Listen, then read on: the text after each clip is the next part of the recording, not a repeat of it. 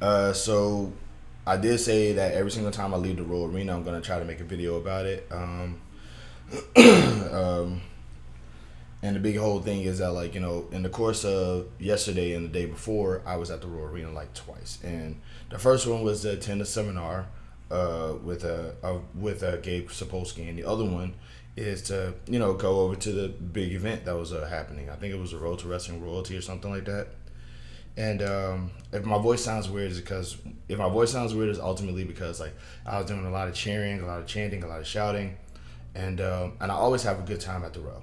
I always have a good time, or rather, the good things overshadow the bad things, because bad things do happen to me over there, and I was still kind of depressed because, like, Cam's birthday is on the 11th, mine is on the 12th, and for like the rest of my life, I'm gonna find myself remembering that his birthday is literally a day before mine. There was three of us. It was Cameron, me, and Taylor. And I want to say Cameron's birthday, then my birthday, and then Taylor's birthday. Or is it Taylor's birthday, Cameron's birthday, and then my birthday? One of them, throughout the same. We're all born in the same week. A lot, me and a lot of people that are special to me are born around the same week, which is just like. um, but I ain't like there was a little bit of an incident over there at RoW that kind of did sort of upset me a little bit, but like this morning I was just gonna go out here and air out on my laundry. Like, I hate this guy. I don't like this guy. He's I go over there to try to have a good time, and the guys like this is always trying to ruin it for me. He always like I was gonna do that, but then I realized if I acknowledge that part, then I'm not giving attention to the good things that happen. Like, I want to give more attention to the good things that happen, because the bad things, just brush it off, right? Because a lot of good things happen too. First off, it was my birthday. I got a chance to enjoy my birthday, you know, at a place that I consider basically church. You know what I'm saying? I go over there to feel good. I go over there to be energized. I go over there, like, everything, like, even when there's not a show going on over there, I feel good when I go into that building. Um, Another thing that happened was that, like, I just found my, okay, so I have what I call morality blind spots. I have, things that, I have, because of how I grew up, I see certain things and certain people in a different way. And I'm trying my best to challenge that about myself to be a better person. So obviously, growing up, I was rejected a lot by girls who I had crushes on. So, and girls didn't like the lady folk didn't really like me like that. You know what I'm saying? And growing up, you're called ugly, and growing up being called ugly and unattractive and weird and different and creepy and all these other things. That stuff, like, like, one thing about trauma is it doesn't really go away as much as it just gets smaller. You know what I mean? Like, you're never going to ignore, you're never going to just forget about bad things that happen to you, but you can remember it in a different way, and it can affect you in a different way. And for me, I always have this aversion in my brain when I encounter beautiful women. So basically, when I encounter women, because women be beautiful, but but, like, this perspective that I tend to have is that, like, I go over to these I go over, like, I have a hard time, like, talking to women because of that. Because in my brain is just saying, she thinks you're creepy, right? She thinks that you're weird. She thinks that you're gross. She thinks that you're disturbing her. You're disturbing her. Please go away. Please go away. And I'm doing, like, my brain is saying all this while I'm having a conversation with women, and I'm trying my best to not be weird. Trying my best to not be creepy. I'm trying my best to not. I don't want them to see me as this weird guy. So, like, so while I'm there, obviously, I'm encountering, women wrestlers and women who are going to be announcing and stuff like that. And, like, Red Velvet was there. And Red Velvet, like, she remembered me. I just think that's the coolest thing, dude. Like, she remembered me. We're actually having, like, a conversation about, like, doing flips and stuff. And I'm just like, oh my God, it's so awesome. Like, because she remembered who I was. The Ring of Honor Women's TV Champion remembers who I was from a show that happened months ago. It's a good feeling to know that like we're having these conversations, that we're talking, and because like I say, we both flip. And I'm just like, holy crap, like, if not for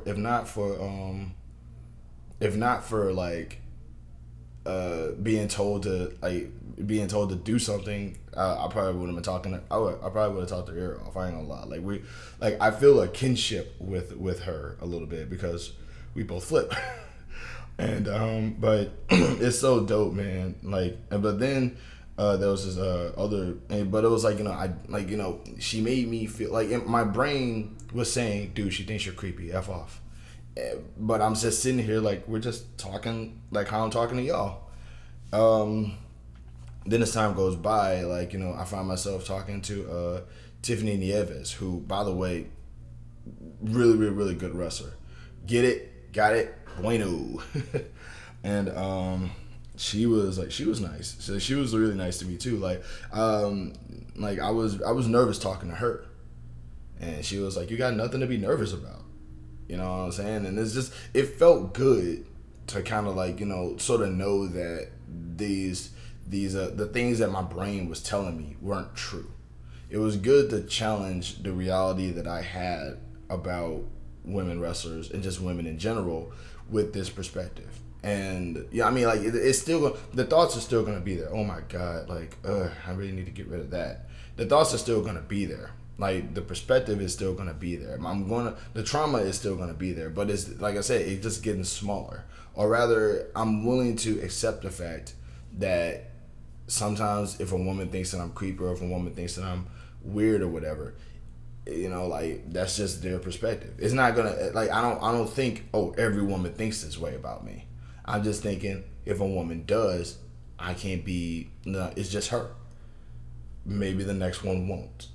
You know what I'm saying? That's a good feeling to have. That's a good relevant feeling to have, because I went a long time thinking otherwise. I went a long time thinking that every woman thinks that I'm gross. Every woman thinks that I'm creepy. And no lie, the thought is still there. It's still there, but it went from being this size to being this size. And soon it's gonna be this size, right?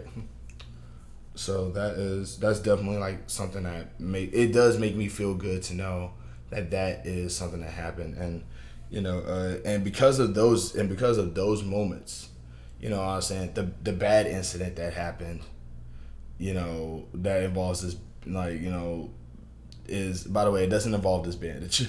The bad incident that happened, I mean, it does involve this bandage, but it didn't result in me getting cut.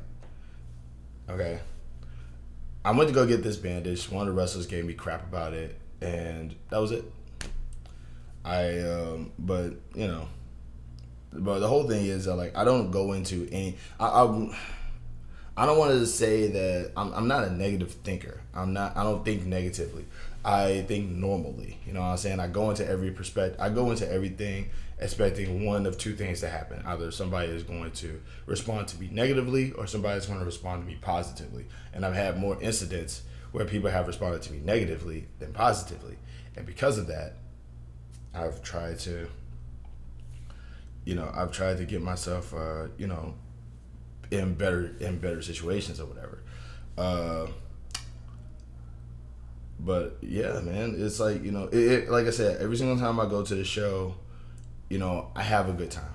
I say that, and every single time I go to the show, I'm reminded that I could be there. I'm good at this. The only reason why I'm not training more right now is because of money. Every problem I have is financial. Every problem I have is financial right now. Well, why don't you just get a better job? Because I can't just walk into a building and say I work there. I had to get hired. But yeah, though, like I said, always, it was a good show. Hopefully it'll be posted up, so I'm not gonna give you any details or results or anything like that. But yeah, all in all, great show. Loud response. I hope that it doesn't get deafened out by I hope that sound doesn't deafen how loud this crowd was, because it was wild. It was loud. Like that's the reason why my voice is so hoarse. I was trying to shout over everybody else. Um, but yeah, like the goal now is still to get back into wrestling. That's the whole reason why I'm here in this building, in this city, in this town. Like I probably would never move to Texas if not for this opportunity to wrestle. So now I'm trying to get in. I'm trying to get into it, and the goal is to get into it, and you know, here's to hoping that things actually work out. Here's to hoping that things actually move forward a little bit, and oh wow! Look at the time. I actually had to go get ready for work. I gotta get all this waking up. I gotta get all this woke. I gotta get all this woke taken care of, and then get ready for work. But yeah, thanks for listening. Watch Reality of Wrestling. Check out Tiffany Nieves. Check out Layla Gray. Check out Jasmine Allure. Check out Promise Braxton. Check out Gigi Ray. There's a wrestler. Her name is Ladybird. There's a whole bunch of them. Like just like support women's wrestling that isn't just the stuff on TV. You know what I'm saying? Support small things, because if you support small things, they ultimately become bigger things. I better go get ready. All right, y'all be easy. Love and peace.